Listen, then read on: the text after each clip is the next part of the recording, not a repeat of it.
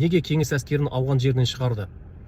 1988 жылы 14 ақпан күні Женевада кездесу болады. Ол кездесуге Совет үкімет басшылары, Американың басшылары, сосын Ауғанстан мемлекетінің басшылары және Пакистан, Иран мемлекеттері басшылары қатысады. Бұл жерде көтерілген ең бірінші сұрақ Ауғанстанда болып жатқан азаматтық соғысты қалай тоқтатамыз? Әрине бәріне белгілі, бұл Ауғанстан жері әлемдік полигонға ауысқаны. Совет әскері Ауғанстан жерінде тұр.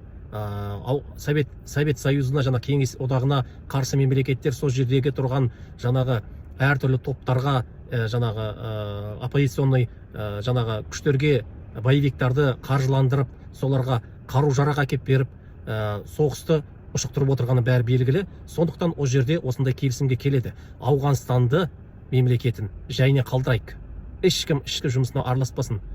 Пәкістаннан жаңағы қару-жарақ, боевиктар, басқа осы соғысты жаңағы жүргізуіне әрекет жасап жатқан күштердің бәрі тоқтасын. Сол сияқты Ираннан да, Америкадан да, бүкіл әлемден келіп жатқан осы соғысты қолдап жатқан күштердің бәрі тоқтатылсын деген жаңағы мәлімдемеге олар келеді. Соның ішінде, осы келісімнің ішінде Ауғанстанда тұрған кеңес әскері шығу керек, кету керек деген келісімге қол қояды. Сөйтіп олар жаңағы 14 сәуірде Женевада қол қойған келісім бойынша бір айдан кейін 15 мамырдан бастап кеңес әскерін этаппен Ауғанстан жерінен шығара бастайды.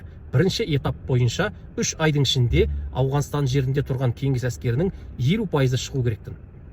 Сөйтіп 3 айдың ішінде 50% шығады, қалған 6 айда қалған 50% шығып, осы ақпанның 15-інде сол әскер шығудың аяқталады.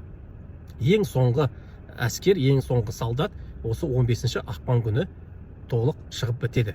Сондықтан осы 15 ақпан біз үшін, ауған ардагерлер үшін мейрам болып саналады.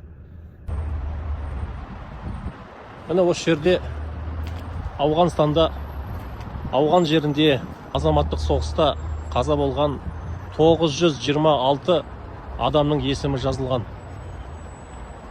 Қай жылы қайтыс болғандар, жыл-жылымен міне марқұмдардың жатқан жерлері жайлы болсын дейміз.